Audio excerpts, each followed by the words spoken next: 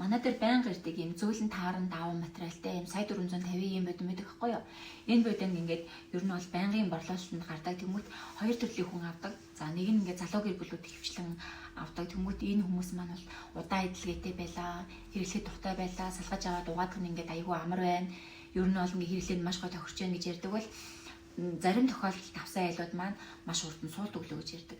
За удаан эдлгээтэй байсан айл нь мэдээж залуу гэр бүлүүд, дээрээс нь хүүхдүүд нь жоохон за нөгөө талд болохоор одоо олон тооны гэрт нь ингээд том хүүхдүүд байдаг. Хүүхдүүд нь нас бий хүрсэндээ ийм хүмүүс болохоор тухайн бодин дээр байнга нэг болон дээр нь одоо удирдлагатай ингээд байнга суухаар тухайн бодин ингээд парлам нь одоо буцаж агшдаггүй буюу ингээд суулт өгчдөг. За суулт өгчдөг болохоор тэндээс авсан муу бай, эндээс авсан муу гэдэг ингээд яриад байдаг байхгүй. Тэгэхээр тань парламентын яхтыг ойлгохгүй бол хаанаас ч авсан ер нь ялгаагүй муу байна гэсэн үг. Тэгэхээр энэ дээр болохоор та бүхэн одоо парламентын яхт гэдэг зүйлийг сайн мэдэж авах хэрэгтэй. За парламентын яхт гэдэг 1 м кубд оноогдох одоо даацын одоо жин хэлж байгаа.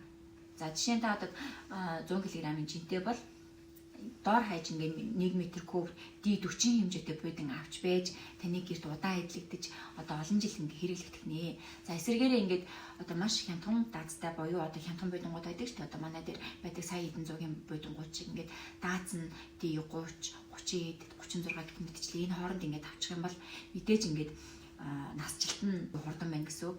Нөгөө талдаа жоохон хүүхдүүдтэй залуу гэр бүлүүдийн хувьд болохоор одоо нэг талдаа хит удаан суух нь арай бага байдаг учраас одоо тухайн будингийн одоо парламент буцаж агшаад байгаа боيو эдлэгээ удаантай эдэн жил хэрэгсэн одоо заасан хэмжээ байгаа шүү дээ. Одоо D30 парламент жишээ ингээд 5-7 жилдээ гэрээ энгийн хэрэглэн тохиромжтой гэж байгаа.